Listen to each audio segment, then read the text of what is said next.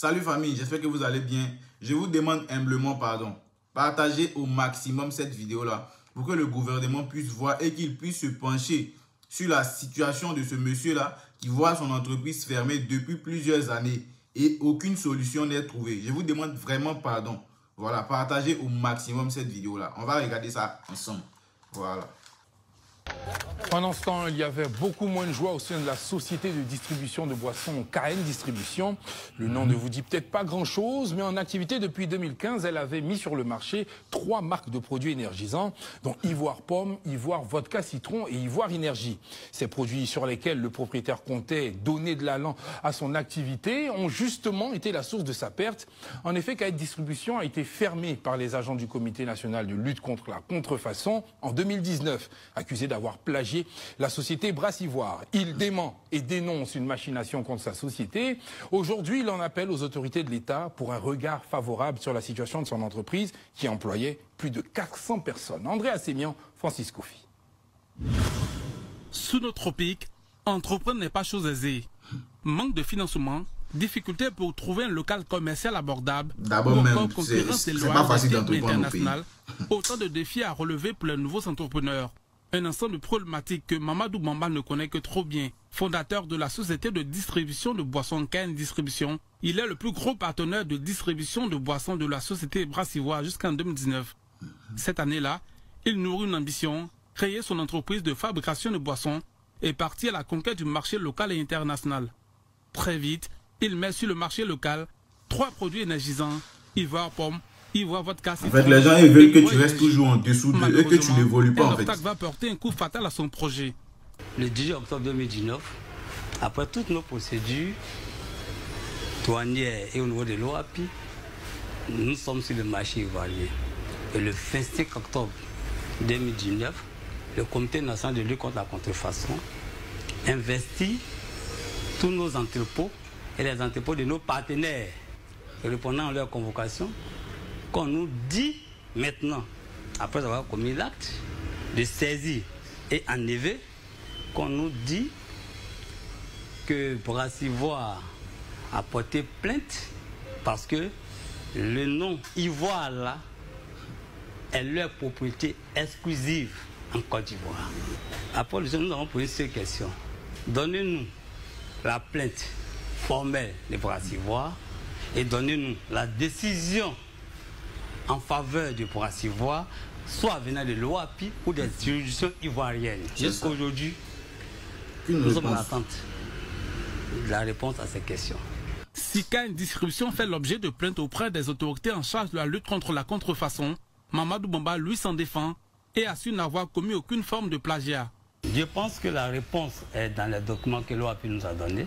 Voici un des certificats, Ivoire Pomme, délivré par l'OAPI. Nous avons Ivoire Énergie et nous avons Ivoire Vodka Citron qu'on nous produise. La décision de l'OAPI, nous déboutons, ou la décision des juridictions ivoiriennes donnant raison à Brassivoire, ayant motivé leur action. Mais que devient aujourd'hui KN Distribution? Pour avoir une réponse à cette question, nous nous rendons dans la commune de Yopougon, où la société concentrait la plus grosse part de son chiffre d'affaires. Vous voyez, les lieux, c'est le reflet de ce que notre entreprise est aujourd'hui, depuis le 25 octobre 2019. À ce jour, Donc famille, vous avez vu un peu, hein? Vous avez vu un peu ce qu'est devenu son entreprise. Parce que Brassivoire, d'après eux, ils disent que Ivoire est leur propriété intellectuelle. Donc du coup, personne n'a le droit d'utiliser Ivoire, genre en Côte d'Ivoire. Pourtant, il y a plusieurs entreprises en Côte d'Ivoire qui portent le même nom.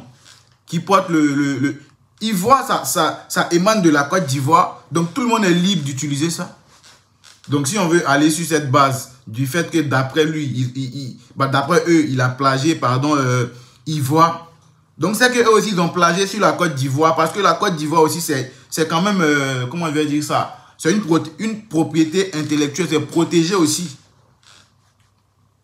Mais on nous parle de concurrence déloyale, mais où est la concurrence déloyale en fait? Où elle est cette concurrence déloyale en Côte d'Ivoire. Parce que c'est vous. Vous avez plus ou moins le monopole. Vous avez pu acquérir un certain marché, un territoire. Et donc le gars, en tant que partenaire, après il décide lui-même de mettre son entreprise sur pied. Vous n'êtes pas d'accord parce que vous voulez que les gens soient toujours en dessous de vous. Vous voulez que les gens soient toujours sous vos ordres. C'est méchant. C'est méchant et tout est clair. Les papiers sont là. Tout est clair. Rien ne prouve que le monsieur, il a plagié en fait sur Ivoire. Parce que Ivoire, ça n'appartient pas à Prince Ivoire. Vous êtes venu trouver le nom Ivoire là. Avant que vous allez venir, il y avait d'autres entreprises qui avaient ce nom Ivoire là. Il y en a plein. Si tu t'en vas taper sur Internet, tu t'en vas chercher les entreprises qui portent Ivoire, tu vas trouver une centaine d'entreprises qui sont déclarées, qui portent ce nom-là. Mais qui ne sont pas venus se plaindre de quoi que ce soit. Mais parce que vous voulez toujours être à la tête. Vous ne voulez pas de concurrence. Et c'est triste, c'est pitoyable. Le monsieur a investi près de 5 milliards dans son entreprise.